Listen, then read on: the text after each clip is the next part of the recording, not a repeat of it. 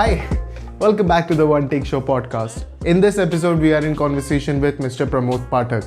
Mr. Pathak is a writer, director, actor, and honestly, I have no idea how this episode happened. I feel truly blessed to have this opportunity to speak with him. And he has worked with theatre, he has worked with short films, he's worked with cinema, he has worked with web series, everywhere, working in some of the most iconic characters, giving us some of the most iconic performances. For example, JP Yadav in Mirzapur, Tripurari in Rakhtanchal, or one of my favorites, Sharif Qureshi in Gangs of Wasseypur. Gangs of Wasseypur. Few moments later. In this episode, we will talk about his experience, his journey, how he became the accidental actor, how he decides to give back to the society. We will also talk about his experience in the short films. We will also talk about his experience with cinema, web series, how he works on his characters, especially JP Yadav, what are the vulnerabilities that are involved, the various facets. This is the conversation that I'm very confident that you will really enjoy. And if you do, please make sure you like, share and subscribe to this channel. If you have any suggestions or feedbacks, write them down in the comment section. I would love to read them. And so, ladies and gentlemen, without further ado, let's jump right in.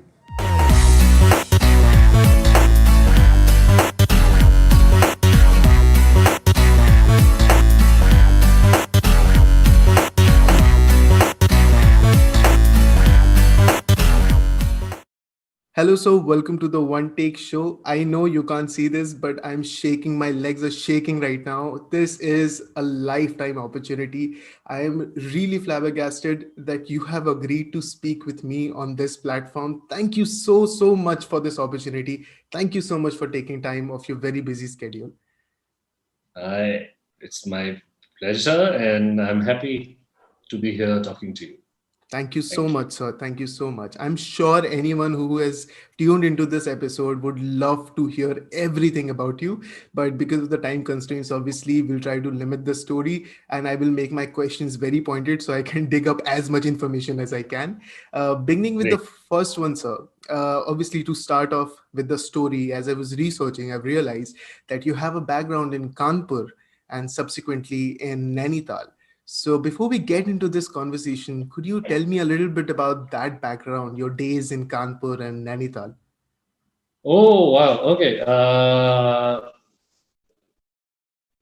I am actually from UP, as my background suggests. I kind of was born in a small village near Amethi Sultanpur, and my family moved to Kanpur for business purposes.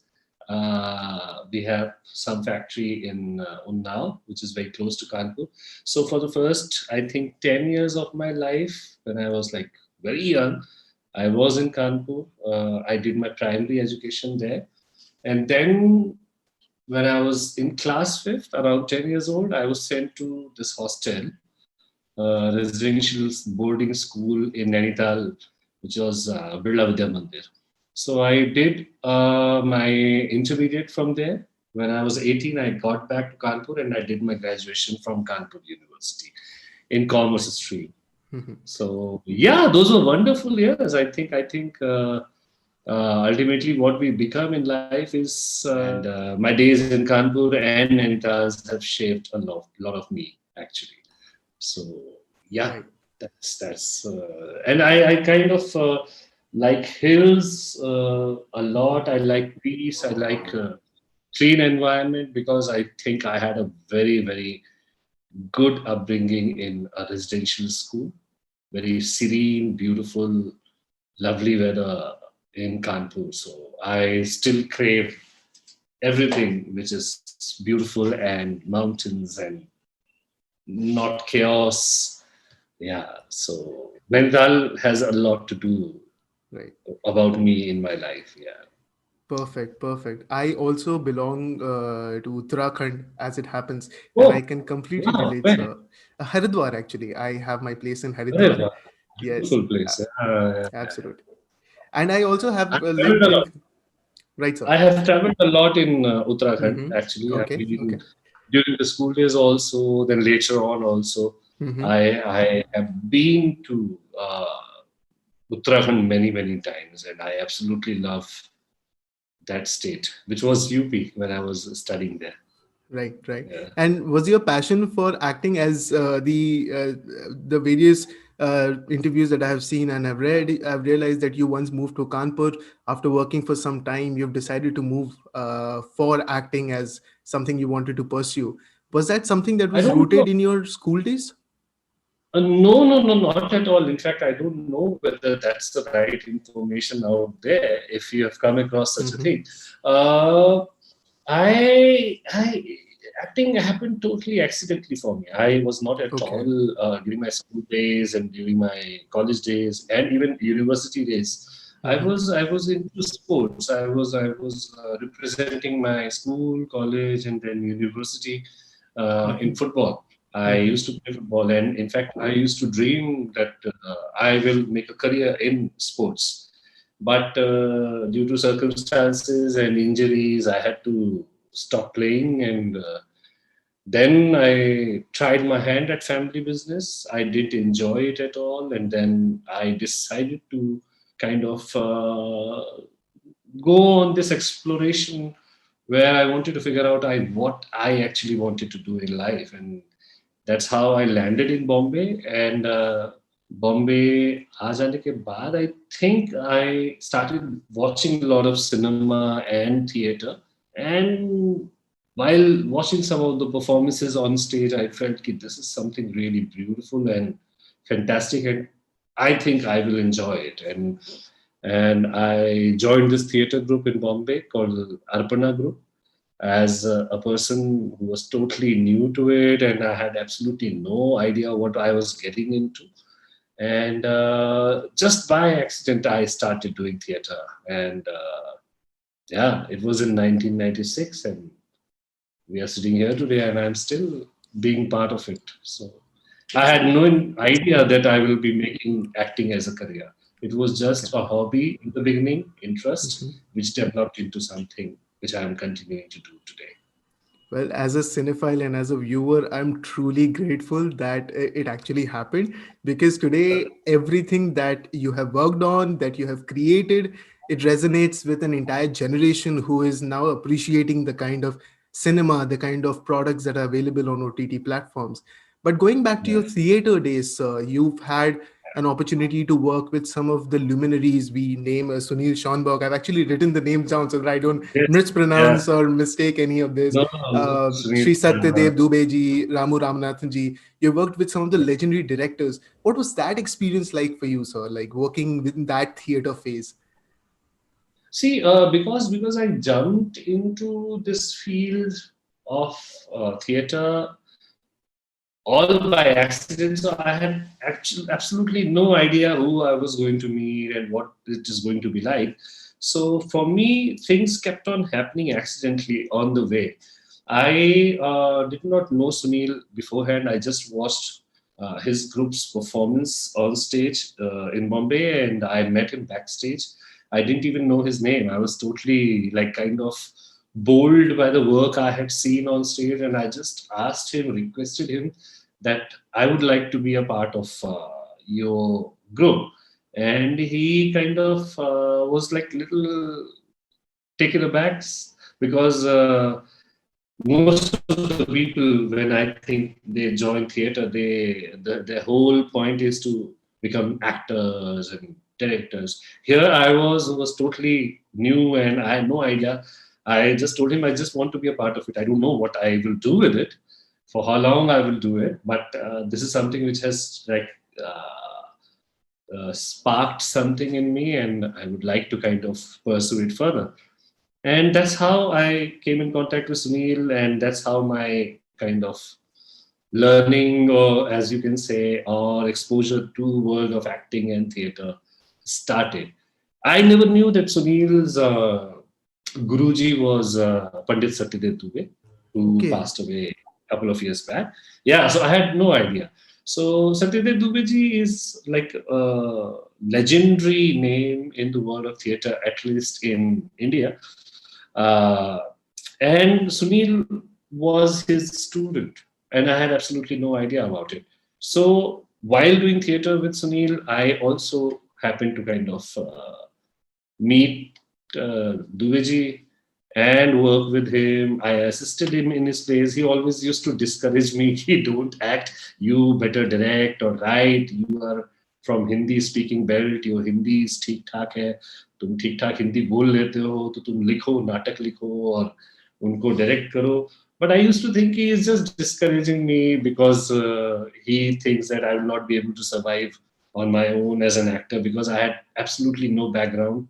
I had no kind of financial support or psychological support here in Bombay. I was absolutely alone. So I think that was his way of making me realize the practicalities of living in this world. I was very young and I could survive on anything those days, like eating frugally, skipping meals. I was very careless. So he used to just talk to me about it's better that you work, earn money, and pursue this. Otherwise, you will not be able to survive. So in the beginning, I skipped telling you this reality that when I came to Bombay, I was doing this marketing research job in Churchgate Station, near Churchgate Station, and I had a 9 to 5 job. And when I saw theater and performances, I decided to drop it and leave the job and do it full time without realizing that surviving on theater, working on theater. Yes. So yeah, that's he asked me to kind of keep on working and keep on earning money and continue doing theater, and that was a very valuable lesson I learned from him because otherwise I would have not been able to survive in Bombay, and I kept on doing a whole lot of different things just to kind of survive and keep Right. on doing theater. Right. Yeah. Right. And Ramu Ramanathan was another very fantastic figure. I absolutely admire him and kind of was always in awe of his writing. He has written some wonderful plays and well researched historical aspects he has addressed in writing his plays. So, yeah, I was very, very fortunate to meet these fantastic personalities and work with them. Right, right, sir. And you know what Yeah. is really fascinating about this is that you talk about a pragmatic approach that was suggested to you. Before I move on to my next question, I have to ask you that there is a norm, sort of a narrative that anyone who tries to pursue this dream of acting, especially in Mumbai, has to go through a struggle that cannot be met. Was that struggle really that difficult, sir? What was that experience like that for you? See, again, I will say that survival was a struggle, I can say, but I was not very keen on making acting as a full-time career in the beginning. So for good 5 6 years in the beginning, I was in the denial that I want to become an actor. I just wanted to do theater and do backstage and help in the rehearsals, assist Duveji, Sunil Shanbag. In fact, I used to do a lot of workshops for children, and we used to go to a lot of places to conduct workshops for students and NGOs, and that's how I was surviving. So I was not kind of looking at cinema or theater or television acting as a career at that point of time. So I was surviving. I was doing a whole lot of other things, and struggle was there to get work in acting, but I don't think I kind of complained about it. I kind of kept on Right. working in theater and Hmm. also working at the same time. Yeah. Right, right, sir. But And you, luckily, I was earning money by pursuing something which was very close to the world of theater and acting. right, Yeah. right, sir. And as you talk about, you made sure that you gave back to the society even in those days, especially going out for children, rehabilitation, and involving them in theater. A friend of mine, Vidushi, she's involved in this project called Project Kancha, if I'm not wrong, which is also a theater group which involves all the students. So I never really understood the importance of this as to how would this rehabilitate the disadvantaged children who need the help of the society. But I believe, truly believe, after listening to your experience, this rehabilitation process must have been really rewarding for you as well. See, again, my life has always been like a series of happy accidents, as I can say. Acting happened just by accident. Even working with the children happened, or NGOs happened totally by accident. As you can understand that when you are from a small town, when you have studied in a residential school, you come from a very kind of a comfortable, protected environment. And when you come to a big city like Bombay, you also start, like, you get exposed to lot of scary situations. You also get very lonely, because you're young. You tend to make mistakes, and you tend to get kind of into bad situations, like any other young person. I was quite fortunate to come across people who wanted some kind of help for their projects in NGO circuits and in schools, which used theater as a rehabilitative process. So it all happened by accident. I was just invited. I had absolutely no idea what I was supposed to do. I think I learned what will work and what will not work while actually working. I wish I had some prior training in kind of rehabilitative process using theater, but I had absolutely no experience. And people just requested me to come, and by God's grace, I guess it worked. And people kept on asking me to come and work with the children, which Right. is very strange because I had absolutely no training, no experience, exposure of working with children before. And somehow people saw in me that I could be of some help, and my experience in theater could be of some help to them. And it happened, and then I kept on doing it for good 10 years, 11 years. Even today, I keep on doing from time to time whenever I have the time to be a part of anything like that. And I don't know how much I helped them, but it certainly helped me grow as an individual, as a human being. And I think it toughened me up. It helped me grow as an individual. And I feel very kind of, how to put it, I don't know. I feel very humbled by the fact that people gave me a lot of work when I was working with very young people. And Mhm. they looked up to me. They kind of admired me.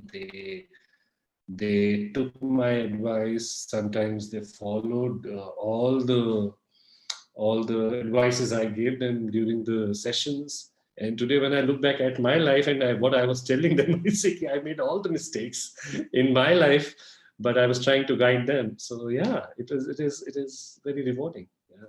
Yeah, why not, sir? You've had a wonderful, wonderful career. I think anyone who wants to get into this field, who wants to aspire for this field, would definitely follow your footsteps. And as I was reading, I've realized that there is a specific area that you have really helped our industry in, that is short films. I have spoken to a lot of people who say that the industry of short films need a lot more attention than it gets right now. It deserves a lot more attention.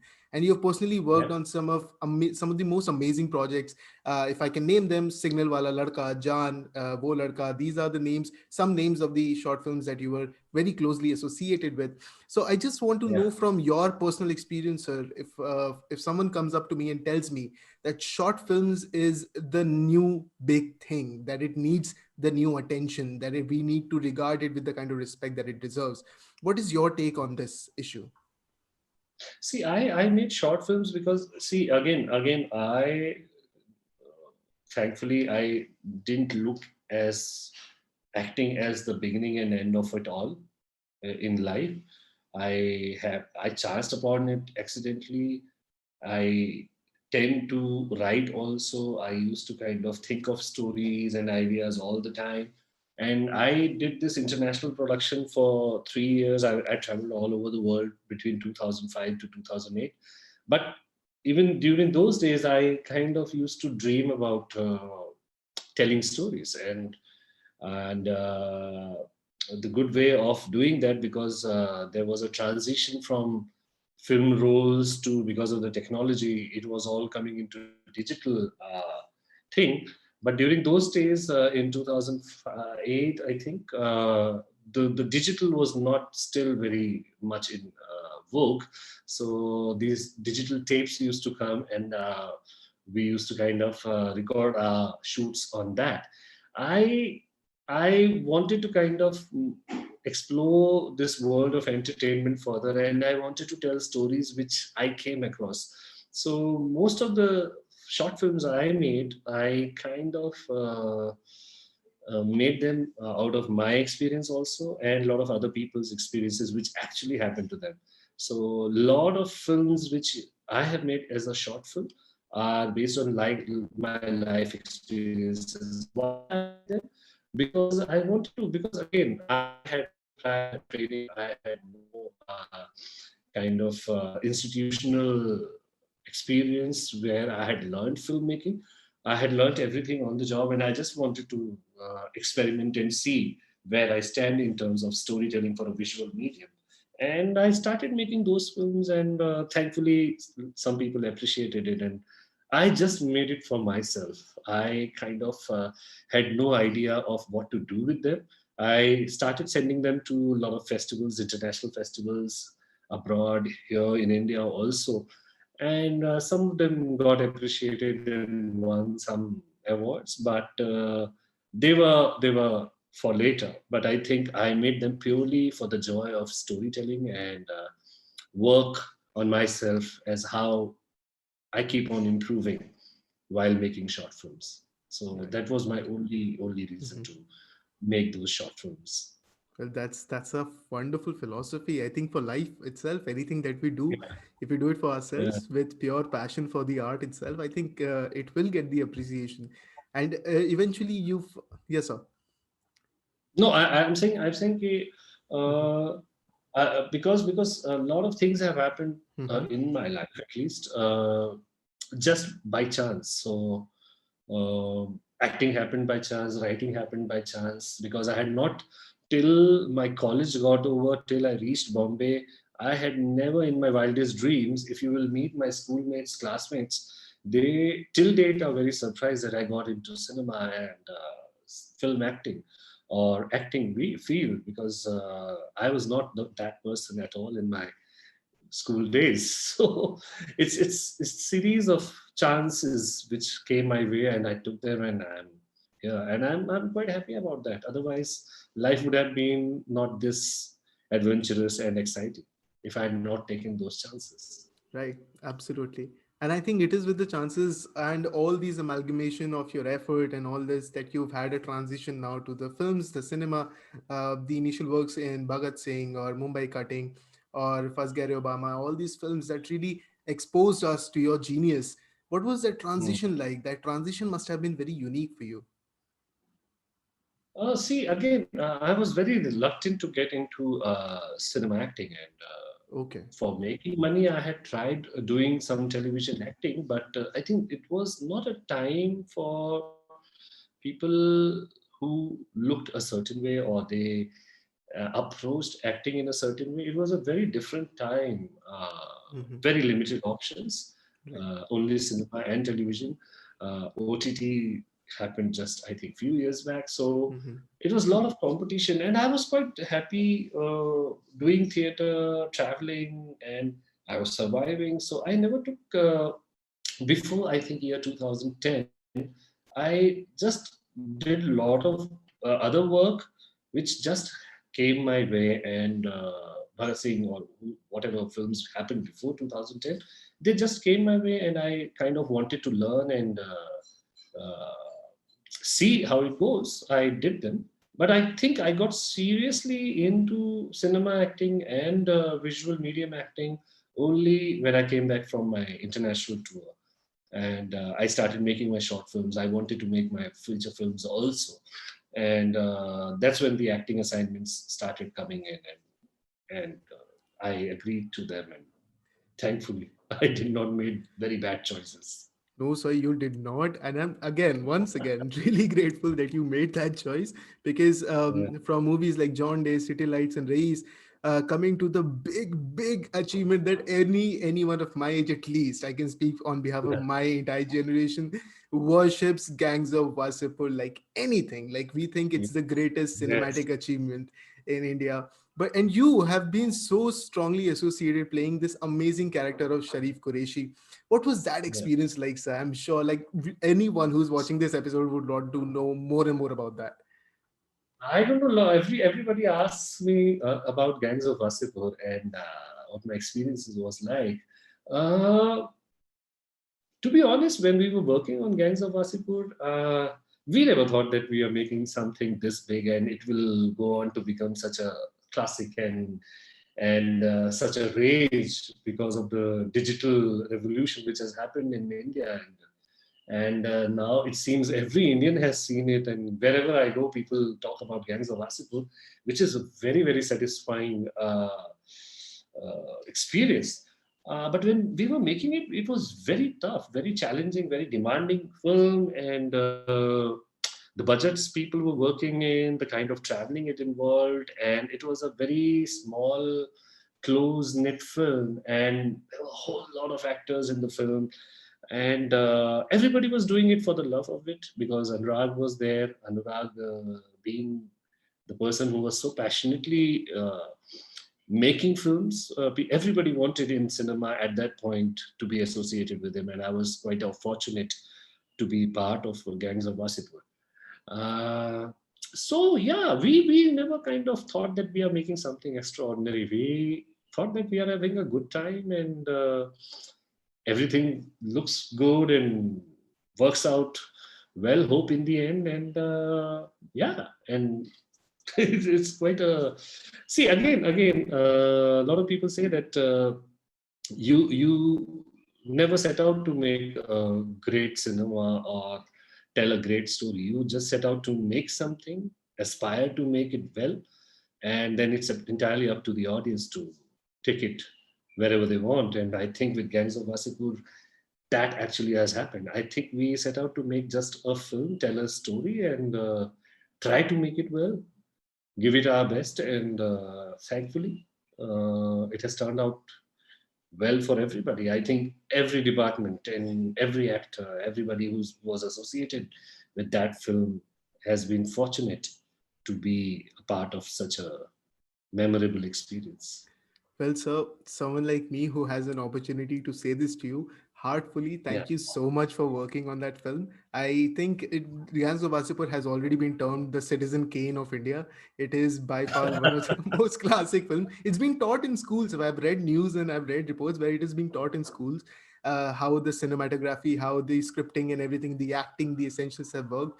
And I think it has Yeah. given birth to an entire genre where the cinema has been brought back to the rustic origins of the various states, as you said in one of your interviews, that this new cinematic angle of rustic environment in cities like Mirzapur, in Kanpur, or in Ghaziabad, or all these areas are actually giving opportunities to various actors. And now that you've also appreciated OTT platforms, do you have a comment on that, sir?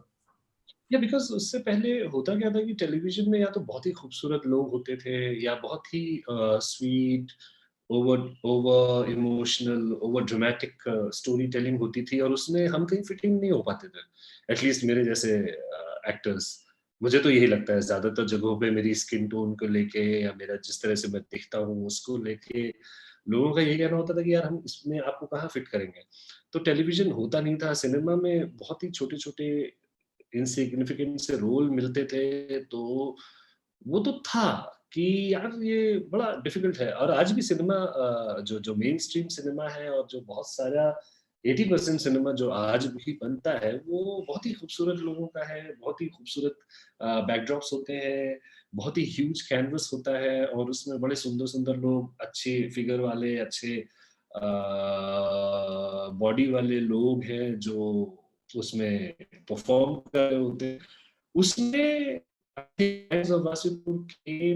In fact पहले थोड़ा सा अगर चले तो सत्य हत्या से ये चीजें शुरू हो गई थी राम गोपाल वर्मा जी की फिल्मों से कि भाई इस तरह का सिनेमा भी है जो बनाया जा सकता है और इसमें इस तरह के लोग भी हो सकते हैं जो जो थोड़ी बहुत गाली गलौज करते होंगे but they sound real they behave real और इस तरह का सिनेमा जब शुरू हुआ, I think Wasseypur was the film जिसने एक तरह से इसको मेन स्ट्रीम में एंट्री दिलवा दी कि it's cool being such actors and characters on screen who are like fearless, who are like fighting with each other, abusing each other, but also playful and exciting individuals. So this is Right. storytelling. I think started with Gangs of Wasseypur, and people started accepting this kind of storytelling uh, in a mainstream cinema also, and that's how cinema from Switzerland location and abroad location and Bombay, very beautiful sceneries and beautiful people, moved on to the smaller towns, the uh, smaller scales and smaller stories and smaller kind of, I can't say smaller, but I think different storytelling started kind of coming to the fore, and Right. that's how exciting storytelling came into being. Right, Yeah. right, sir. I just have a Yeah. one follow-up question, sir, and you may please choose not to answer it because it can get a little controversial. But in your opinion, today is racism or this preference for the fairer skin or those this classic Bollywood image that has been created, is that problem still in persistence? Like, do we have that issue surrounding, or has OTT platforms somehow minimized the impact, or is there any change that you might have observed? See, I will not say racism. I think preferences have always been there. They will always be there. There will be some kind of story where they will always need absolutely fair-looking people and good-looking people and perfect bodies to be part of it. And there will also be kind of avenues for people like me who are kind of, they look a certain way, they have a certain skin tone, and they will also be kind of be getting important and exciting work, I guess. But it has always been there throughout the history of humankind. The minorities, or whatever you can say, the people who look different, who talk in a different way, who belong to a different culture, are treated in a different manner. And it's not just about India; it's everywhere in the world. So this discrimination thing and this racism, you call it, uh, has been there, and we have to accept it. And I don't get hassled by it, truly, because I believe that if I am good enough, if I deserve certain work, I will get it no matter how.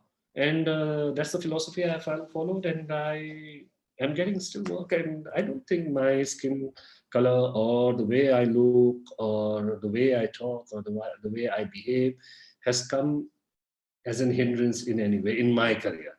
But yeah, of course, people tend to have their own preferences, Right, and sir. maybe at my back they must be talking about, "Okay, oh yeah, he's a darker skin guy, oh I wish he was fairer." But that's the requirement of the character, maybe. But I don't think people have been really unkind, but yeah, it's the elephant in the room, and we have to just accept it that it is out there. Right, sir, right. And as you were talking about your skills, I can't stop but imagine that these are the skills that have given us characters like Tripurari or JP Yadav that I think today Yeah. are rage. They have their own separate fan base. While I was watching Mirzapur, I couldn't but imagine how much nuances have been invested in that a character that seeks validation but also is sinister but also has a motivation that can be justified in his own world but acts in a certain way, has connections. It's so complicated yet so beautiful to watch, so beautiful to enjoy. Every scene has been a celebration in its own form. So I'm going to ask you Yeah. this, both in Rakhtanchal and in Mirzapur, playing characters like JP Yadav or Tripurari, this must have been an experience in itself. I would please request you to share that experience. See, because Mirzapur first season happened first, so I will try and kind of articulate what I went through during the making of season one and season two of Mirzapur. See, when I agreed to this character, I never knew that JP Yadav will become such an important part of my life. I kind of approached it. See, again, I don't think of characters in the story as heroes and heroines and negative character and positive character and blah blah. I think of it, in my own opinion, is an individual. He has certain wants and he has certain motives, and he wants to or she wants to get that particular thing, and they have their own ways of finding it. People might find it wrong or not a good way, but this certain person, in his own opinion, I have to feel empathy for it. I feel JP Yadav is not a bad person. Maybe for people, Right. he is. But when I'm playing JP Yadav, I have all the empathies. I feel good about him. I feel that he is a good person in the core, but maybe in a given situation, he behaves in a certain way. And he has his ambition and he approaches it in a certain way. He maybe gets his brother removed because he wants to become a chief minister. So maybe his way is not right. He's not a good person in that particular aspect. But that person is not actually just that person what he's seen on screen. So I created a whole lot of his life which was not seen on screen. I tried to make him a positive person for me. Otherwise it becomes out and out negative character. I don't Right. want to play it. In my opinion, JP Yadav is a hero. Okay. If I have Right. agreed to do, if I have agreed to play a certain character, I have to feel good about it. I have to feel, this is the right way, this is the right person, and he has certain ambitions, dreams, and he is approaching them. And sometimes he must have taken the wrong decisions. He must have taken the wrong approach, but everybody does in life. So you don't start hating yourself because you kind of had a certain want and you achieved it through a wrong mean. You started learning to live with it. And that's what I kind of approach the roles, what I get with. Like I have it's a very interesting thing कि लोग कहते हैं ना कि हर इंसान के कई चेहरे होते हैं. आप कौन सा चेहरा देख देख रहे हैं गिवन सिचुएशन में, गिवन टाइम में, गिवन प्लेस में, वो एक टोटली डिफरेंट चेहरा है. उसके तो हजारों चेहरे होते हैं इंसान के. किसके साथ कौन सा चेहरा दिखने को मिलेगा वो आपको. तो जेपी यादव का सिर्फ मिर्जापुर में सीन्स के वक्त क्या चेहरा देखने को मिल रहा है, वो it's just only one aspect of his personality और maybe couple of others, but it's not the entire personality. Entire personality was what I was trying to create for myself. And maybe thankfully people saw that he is living in different worlds at the same time and he's not kind of just out and out negative character. And I strongly believe that JP Yadav needs to be that.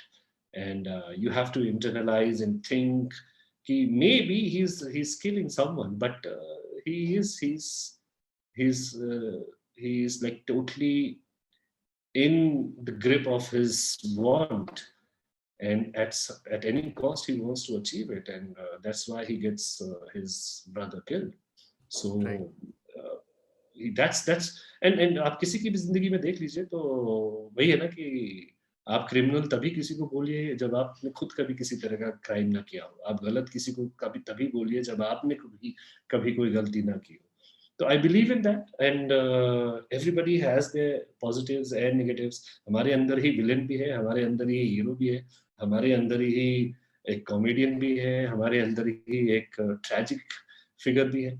It depends on what we want to show on screen, and I with JP Yadav wanted to do that. I really wanted to feel good while doing it, and whatever scenes I did, I had clear motives about approaching them and doing them. Otherwise it would have become just playing a scene, and I was not very keen on just single dimensionally approaching that. Tripurari in a way was a tougher one Okay. for me because he did not have a lot of shades. Tripurari came across as a person who's very faithful and very kind of straightforward person, and he helps the hero. So, but he's also not doing the right things. He's also committing crimes. He's also killing people. He's also kind of taking law in his own hands. So both the characters live in a very different worlds, but they are not entirely negative characters. And Tripurari comes across as a positive character because he is helping the hero in the story. So people tend to think, oh, he's doing such good things and nice things and helping the hero, but ultimately they are doing all the wrong things. Right. So they are part of the corruption. They are kind of crime syndicate and a whole lot of things. But people tend to feel empathy for that character because he is helping out a person who wants to seek revenge, and he's kind of a vehicle to get to the villain in the story or the negative character in the story. So yeah, Right. even Tripurari, I think I had made a backstory, and I wanted to treat him as a human being who, in a certain given situation, at a given time, behaves in a certain way. But it was way tougher than JP Yadav. JP Yadav had a lot of layers and a lot of Right. things to play with. Mhm. Yeah. This becomes an entire study. I think I am a law student, and when we study criminal law, obviously we try to understand the mindset of the society, of a man who lives in a society or a woman who lives in a society, and then there you are. So you get deep into that mentality, and then you try to find that vulnerability, that innocence inside a person that is being motivated by certain wants, as you say, and then you try to encapsulate that Yes. in your character. Yeah, because sometimes we become slaves to the given situation, and we tend to kind of behave in a compulsive manner in a certain way because the situation is such. I like to believe that not everybody wants to become a killer. In a given situation, most of the time we come across as a story that, oh, out of revenge, out of this enmity or a feud, somebody committed a crime, killed somebody. So it's the situation. It's not entirely just the person. In a given situation, how we behave decides our fate. And with JP Yadav and with the Tripurari, the situations become their own folly, and that's how they kind of get Right. into the bad situation. Yeah. Mhm. Absolutely. So I think only this segment of this conversation in itself must be used as a Yeah. lecture for every theater society that I've seen across. I I hope think. I'm not. I hope I'm not kind of encouraging people to live their life this way, because Mhm. I think it's good for performing artists, but in real life, yeah, we need to have a better control on ourselves.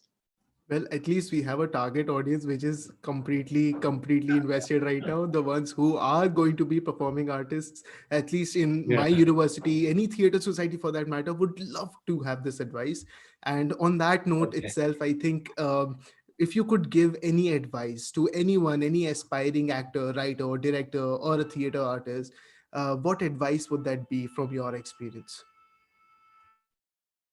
Oh God, I'm the last person to get advice from, because I have never had a clear cut road in front of me. I have kind of approached a junction and then decided, okay, which direction I need to go.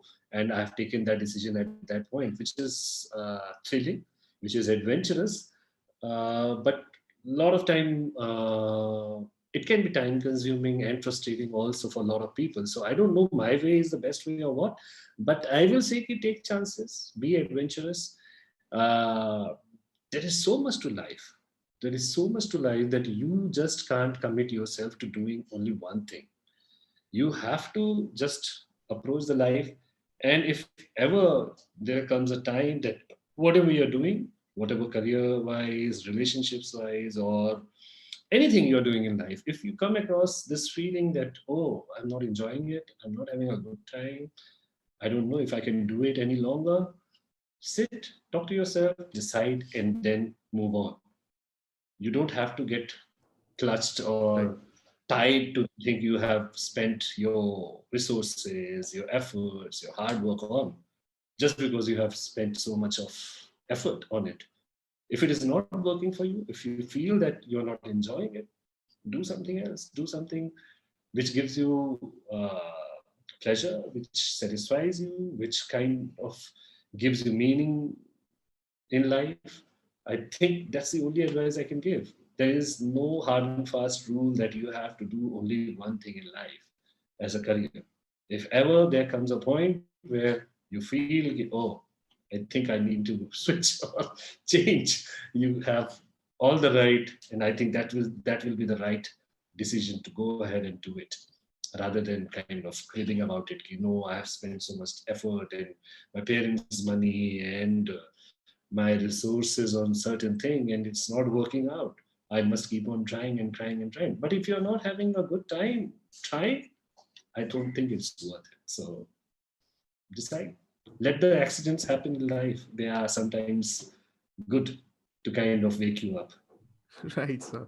This is Yeah. absolutely wonderful. I think this should be noted down and should be gilded and should be used as a wallpaper, to say the least. I think this is something that we need to see and hear every day, and to enjoy Yeah, not, every not, day. not a lot of young people's parents will like this, but that's how I feel.